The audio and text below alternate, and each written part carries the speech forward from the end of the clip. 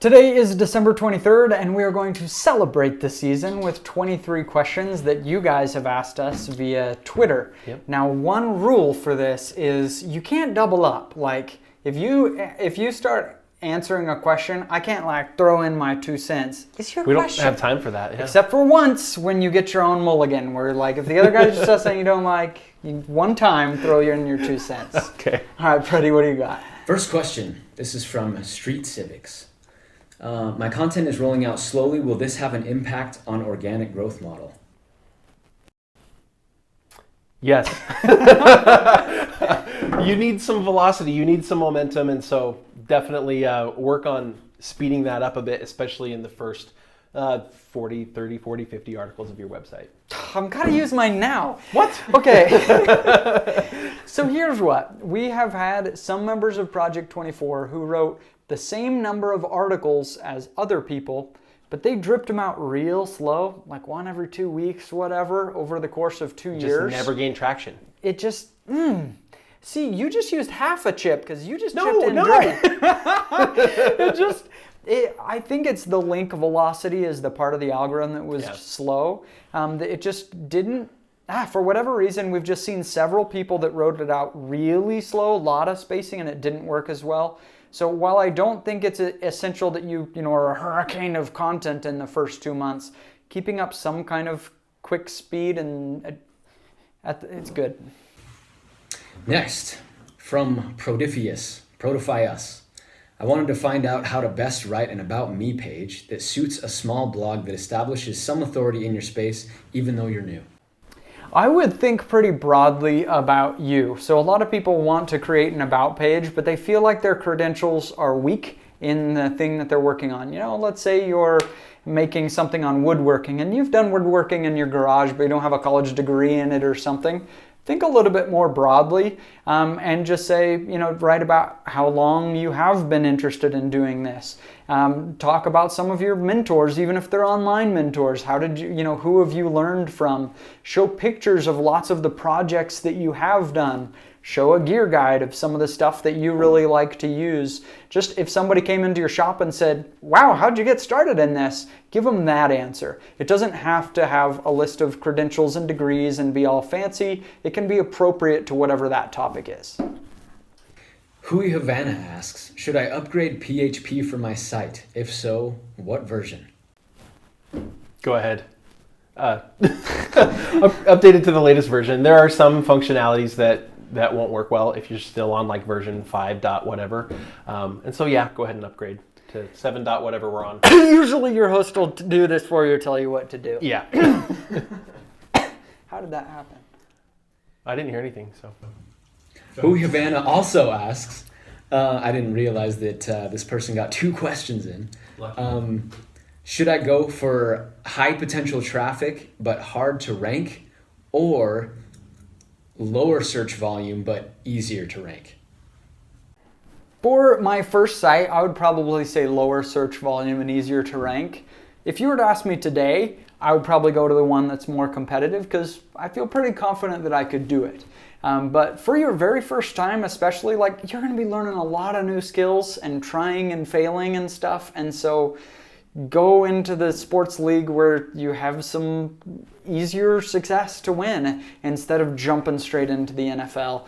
Even if it ends up a little bit smaller and it doesn't quite get the traffic and income that you wished, you will have some motion happening, and that's going to encourage you to keep building and trying new things. This is really hard. I like cut it. You're such self-restraint. The thing is, I agree. I just want. Anyway, next question. Tim Kaiser, is it niche or niche? This is the definitive answer, everyone. I will give you my definitive answer on this. The correct answer is it is whichever one you want it to be. Both are correct according to multiple dictionaries. It is a word that originates from French, and the original pronunciation is closer to niche. However, Boise, the city that we live nearby, is a French word, pronounced boisé, but that's not the correct pronunciation. It's Boise. And so if you're in the United States or anywhere in the world, call it whichever you freaking want. I never get seen somebody so excited about that. I'm wearing a lapel mic, otherwise I would drop it. Dropping that mic. Wow. You better not see any more comments on any video. Okay. You will incur my wrath. Right. I use them interchangeably because I think it's funny. What is your favorite way to find topics for a blog post / YouTube video? 1-2 combo. So they're asking like, how do you research a hit list if you're going for both a video and a blog post for each With topic? the same topic? Exactly. First, I wouldn't. I used to kind of think this way. It's like, oh, it's golden. Do all the research, write an article, and then boom, go make a YouTube video of the same thing. There are times where it definitely works. Just the content will work on both platforms. But I would say more often than not, it doesn't. You may have a similar topic, but we're talking about headlines. I just wouldn't do that. YouTube, you can get away with something that's just more interesting, intriguing, and less search-based, how to defrost turkey, right? It was what I would write for a blog post, whereas on YouTube, it may be something like my one trick for defrosting turkeys in half an hour, whatever, right? I just did this. So they're just different, and so I wouldn't do them the same. Favorite way to do it on YouTube, I'm looking at similar channels of all sizes in my industry and just sorting by their most popular videos, and I'm just have a note on my phone that I'm constantly making a list of how I could tweak that to be something I'd want to do. On blogs, much more alphabet soup, much more looking through my own Google search history and see what I've searched about the niche as well. W. Flogger is wondering, can a page or blog post be too long? He did a 17,000 word page. Good night. Yes, it can be too long. There's not a definitive number of what's too long, but man, at some point, like, people didn't sign up to read a book. And so break it up. I don't know that I'd really go over 6,000 words in a single blog post. Probably ever. All right. Steve from South Africa has a question. One of my blogs is a .co.za domain, locally hosted. Will this get priority over international sites if I am only targeting and worried about local traffic?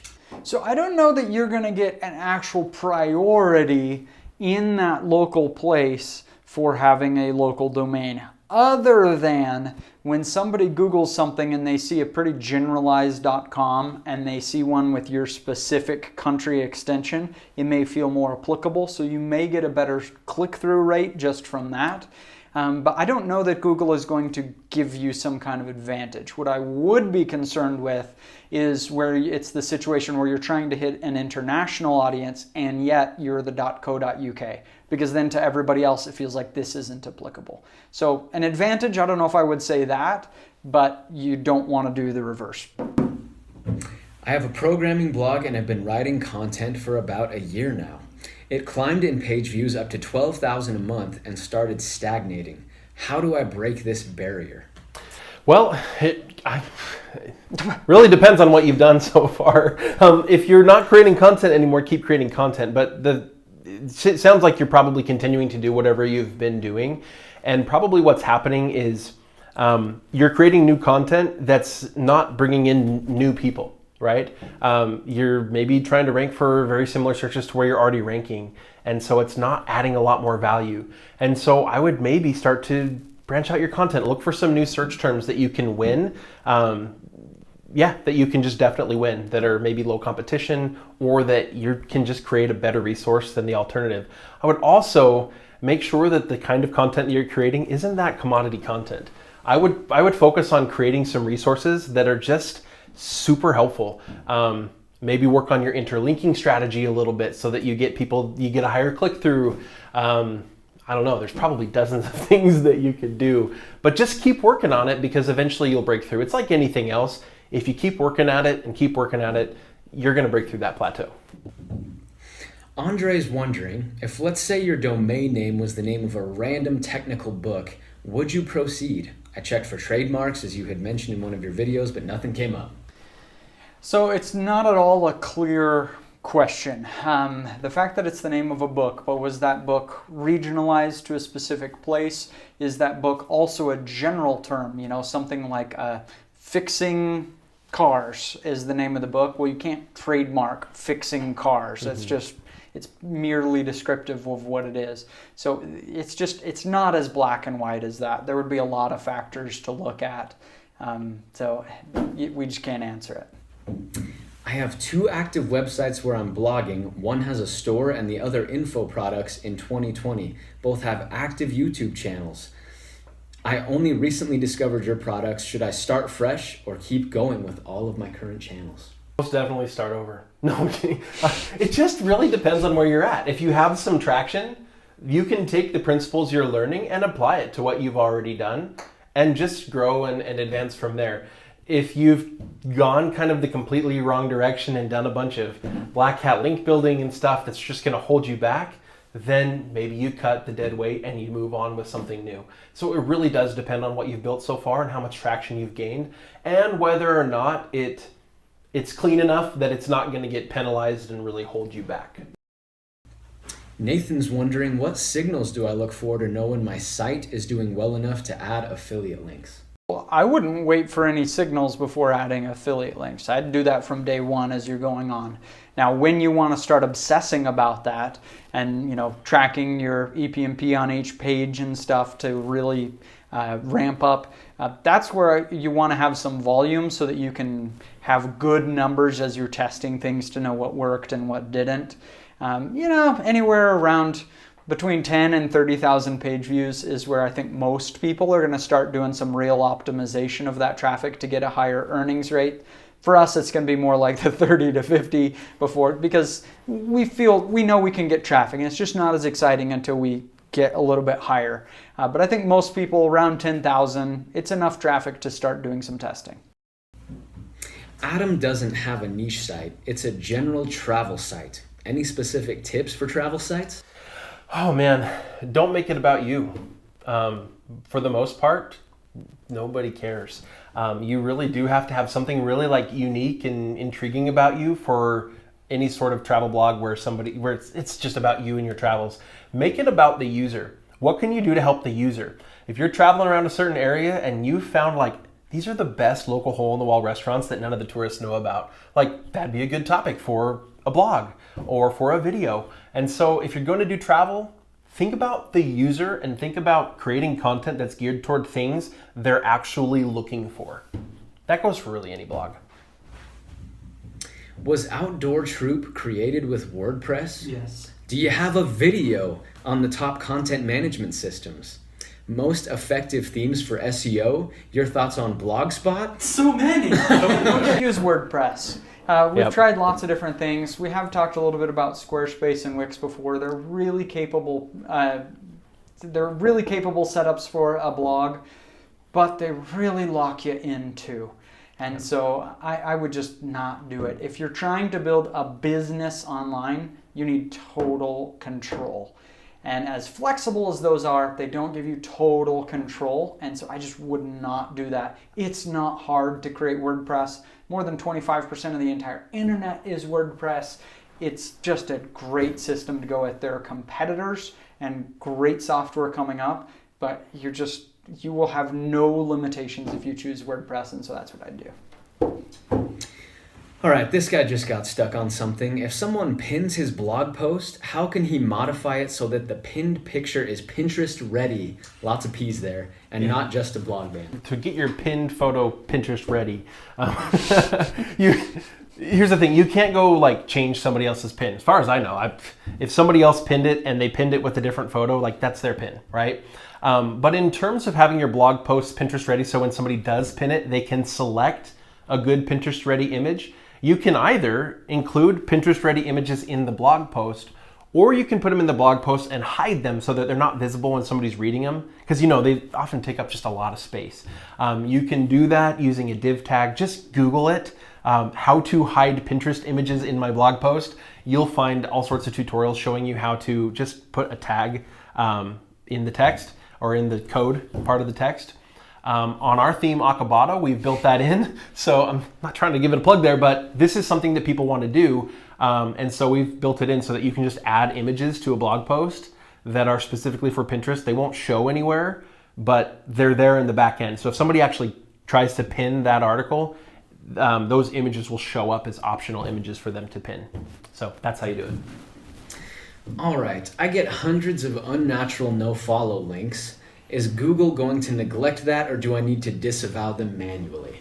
Most people that haven't seen a site grow, when they look at their backlink profile, are going to flip. And they're like, I'm under attack. Somebody's trying to negative SEO me. I looked at it and there are hundreds of weirdo links from who knows where. And it's actually completely normal. Why bots create these links? I don't know. Well, sometimes I do understand. Sometimes I don't understand them. But every site has them. Our sites have no link building whatsoever. Go look at the backlink profile and you'll be like, what the crap? Where did half of this come from? It's just bots that do these things. And so Google is, no backlink profile is just squeaky clean, perfect. They're just some off-the-wall bot stuff. And so it's actually completely normal. So I would say not to get into the disavow game where you're going to Google.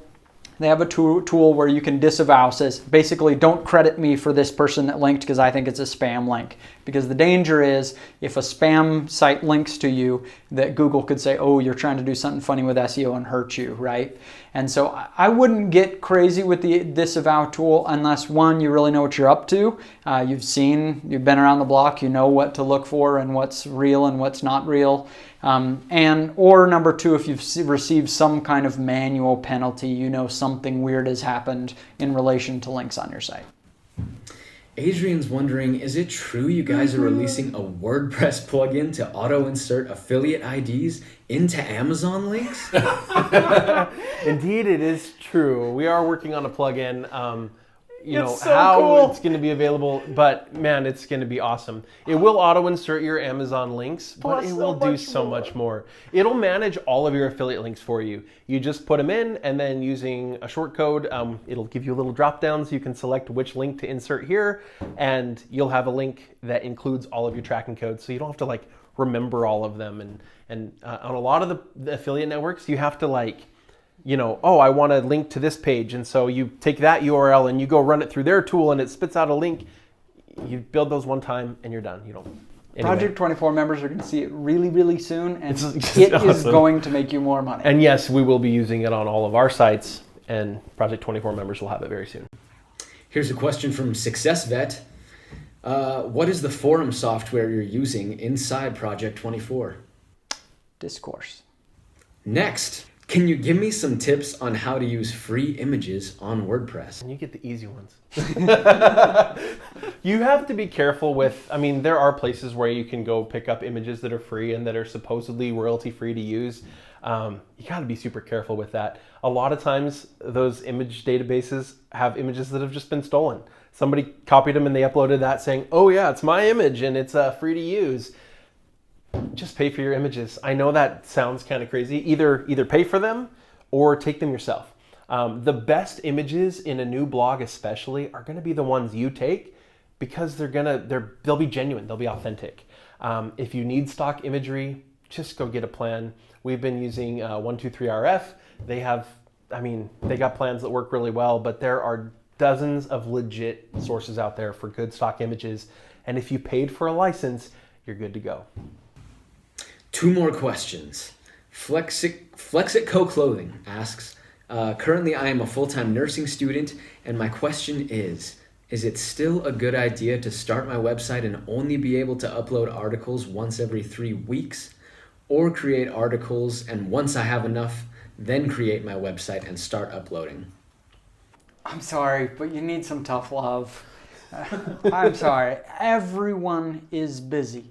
And if you're waiting for a time in life when life is going to be less busy, it's never coming. It's just never coming. Life keeps going faster and faster and faster. I'm going to use mine because if you're a nursing student, after you're done being a nursing student, you're going to be a nurse.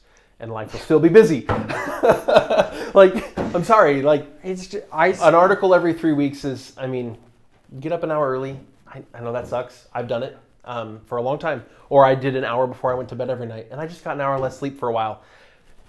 An article every 3 weeks is a pretty slow pace. 2 I think hours you can do every better. 3 weeks.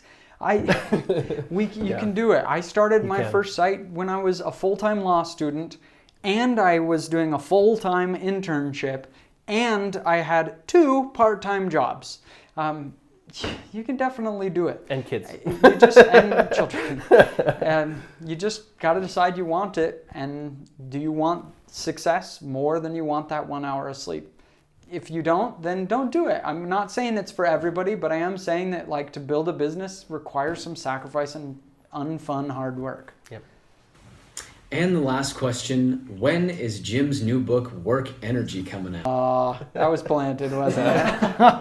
Thank you, whoever asked that. December 31st, Work Energy will be available. Audiobook on Audible, ebook, hardcover, paperback, however you want your book. As long as it's a normal way books are created, you'll be able to buy it on Amazon. And you can pre-order it right now.